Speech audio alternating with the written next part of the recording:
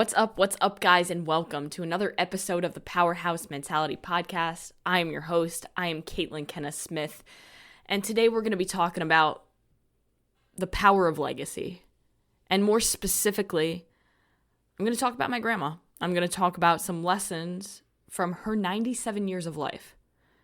So, over the weekend, I flew home to New York, and I was home for 36 hours. I was on the ground in New York for 36 hours. For those of you who don't know, I grew up in New York, right outside New York City, in a town called Rockaway Beach in Queens, and I lived there until I was 23 years old. Then I moved to North Carolina, then I met Stone, and we moved down here to Florida. I haven't been home in over a year. I haven't seen a lot of people who are really important to me in over a year. Now, I'm not very close with my family, and I wish I was closer in some aspects, but sometimes life draws you guys apart. And this weekend taught me a lot about how important it is to keep relationships with those that you love and with those that are important to you, but also to let those people know that they are important to you and that you do love them and that you do appreciate them, because you never know when the last time that you see them or speak with them is going to be. Now, my grandma, I'll talk about her in a bit, but I want to paint a picture for you because it'll help to kind of describe the power of real legacy and fulfillment. Now, I believe that there is really no worse feeling than getting home at the end of the night after a long day, laying down in bed, staring at the ceiling and feeling fucking nothing. Feeling like you didn't do shit today. That you're not really living, but you're just existing. And unfortunately, a lot of people feel that way. And if you're one of those people, I want you to really listen to this episode. And I want you to truly understand what I'm talking about. I want to talk about impact and legacy and the importance of taking control of your life and how it matters far beyond what you could ever comprehend. Far beyond today, far beyond tomorrow. And I want to talk about it from that perspective of losing my grandmother. Now, if you've lost somebody in your family, whether you're close to them or not, it's a pretty incredible thing to see how we are all brought together as a family in times of grief. It's pretty incredible. I saw cousins and uncles and aunts and nephews and nieces that I haven't seen in over a decade. And I have a lot of people in my family that I don't communicate with for reasons. But for that day, when we were celebrating my grandma's life, when we were putting her to rest, we put all that bullshit to the side. And we all shared these incredible memories. Now, every family has issues. And like I said, I haven't seen a lot of the people from my dad's side of the family in a really long time. And I'm not very close to my father. And that alone allowed me to disconnect from so many people who are on that side of the family. And I'm going to be honest. I didn't want to go home for this funeral. As terrible as that sounds. I love my grandma. I love her. And I wish that I could have seen her more. I haven't seen her in over at least 6-7 years. Because I didn't take the time to go visit her. But I didn't want to go home. I hate flying. Traveling makes me feel like garbage. I have so much going on with work and training, and I have so much that I'm working on that I'm excited about. And I just didn't want to deal with seeing certain people. And I was literally fighting back and forth on, do I go? Do I not go? Will I regret it? Is this just like an annoying thing that I have to do? But I made the choice to go because something within me made me feel as though I should. And I was on the ground in New York for 36 hours, like I said. And I'm so happy that I took the time to go. I spent a lot of time with people who I haven't seen in over a decade. I had incredible conversations with my mom, with my brother, with his fiance. And it made me reflect on that same lesson that I learned when I lost Murph and when we lost Luke. You always think that you have more time with people, but damn it, you might not. because it happened again. I thought I had more time, but fuck it, I didn't. Growing up with my grandma Joan, she was my best friend. I didn't have a lot of friends growing up. I wasn't like the most social person. I was kind of socially awkward because I was shy. Funny how that works. But we did everything together. Like my mom was telling me stories about how when I was younger, Grandma Joan would come and pick me up from my mom's house. And then a couple days later, my mom would be like, hey, Grandma Joan, can I get my kid back? Oh, but we're having so much fun. And I remember those times. Like there were times where I literally lived at Grandma Joan's apartment. And I was 100% fine with that because she was the fucking best. She fed me like so many ice cream sandwiches and she made the best rice with butter and salt. Just like little things that you remember. And we played so much we made forts with sheets and bedding. And we would wake up super early to watch the sunrise on the terrace. We would always go to the pool at her apartment. And she made me feel so incredibly special. So when you get older, things happen, right? You start going to college, you get more friends, you get in relationships, you have work, and you kind of start to not prioritize those people as much anymore. And you start to almost dread going to your grandma's house when you get older. You know, you just want to hang out with your friends or you want to play games or whatever. And now that person who you loved so much is gone. And you didn't even get to say goodbye. They didn't even get to see the person that you grew into. They didn't even get to meet your spouse. They didn't get to see your world. And the last time they saw you, you were at your worst, dying of an eating disorder. That was the last time I saw my grandma. I was dying of an eating disorder. And I never got to show her how everything that she taught me was able to impact me. So I keep thinking, like, you should have visited her. You should have fucking visited her. But I didn't, and I can't go back in time and change that. But what I can is I can change how I view that. I'm glad that I didn't visit her at the end of life because then I would have had a skewed memory of who she was. I never got to see her when she was super sick. I never got to see her when she started to lose her mind. And I'm glad because I have this incredible memory of who she was. And now, when I was there with my family, I flew in Sunday night. The funeral, the wake, the family stuff was on Monday, and then Tuesday morning I flew home. So on Monday, you know, we went to the funeral home and we viewed her body. We said our goodbyes.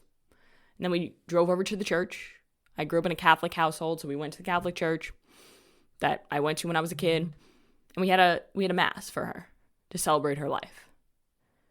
Now, when I was there with my family, I really reflected on legacy because it's something that I do think about a lot because I want to be able to build a life today to leave a legacy behind when it is my time to go, which is why I say a lot on this podcast and on my social media platforms that people say I'm obsessed, but obsessed is what it takes to build the life that I want for me and my family. So I'm going to fucking be obsessed. Now, legacy is defined via Google as the long-lasting impact of particular events, actions that took place in the past or of a person's life. And damn it, when I took a moment to really look around that room during her funeral mass, I couldn't help but think, wow, like, look at the legacy that she's made. Because all of the people surrounding me exist because of her. 7 kids, 17 grandkids, 9 great-grandkids, and another on the way. Like, my grandma left a fucking legacy, and she didn't do that by accident. She made it her mission and her purpose on this earth to spread love and add something to everyone who crossed her path. And she did a hell of a job doing it and created a huge impact doing it. So think about how you could do that in your life. It doesn't necessarily have to be your mission and your purpose. But what if when you went to the fucking gas station or when you went to the grocery store, instead of staring at your phone, you fucking smiled at someone and asked how their day was. And you genuinely cared.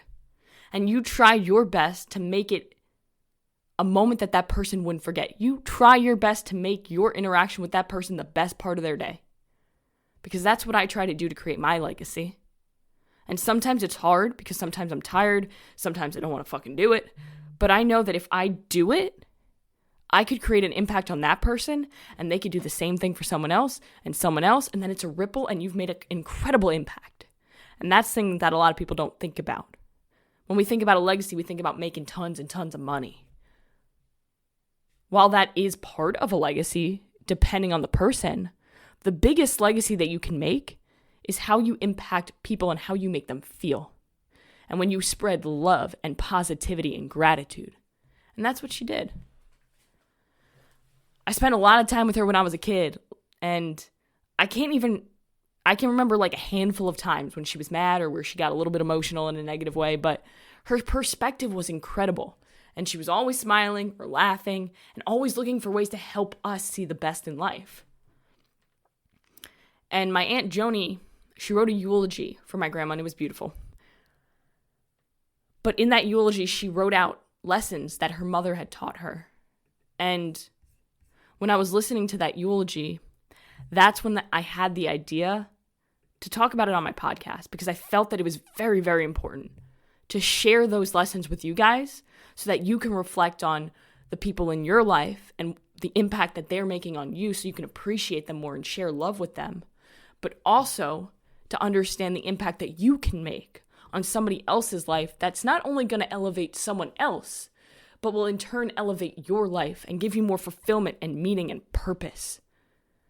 Because if you're going to bed at night and you're laying in bed staring at the ceiling and wishing that you had more, it's because you're living a life that's not fulfilled.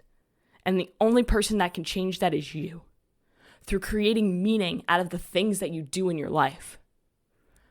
So I want to share those lessons with you guys. So stick with me. There's quite a few. Always be kind and help others whenever it is needed. Be generous, be loving. Forgive, forget, and use your denial mechanisms whenever necessary. Pray and trust God always. He has a plan for you. Have fun, travel, conquer your fears, and explore God's beautiful world.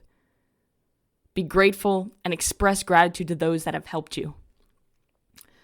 Love your family and accept them for where they are in their journey and give them guidance to help them arrive on the right path.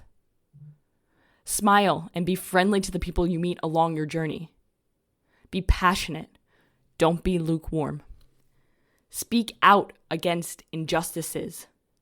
Work hard, persevere, and don't give in to discouragement. See the comical side of life, and don't lose your sense of humor no matter how serious life becomes. And the final lesson that she spoke about, I want to give a little context behind it. My Aunt Joni was the one who was with her through her illness. She's one of my aunts who took care of her.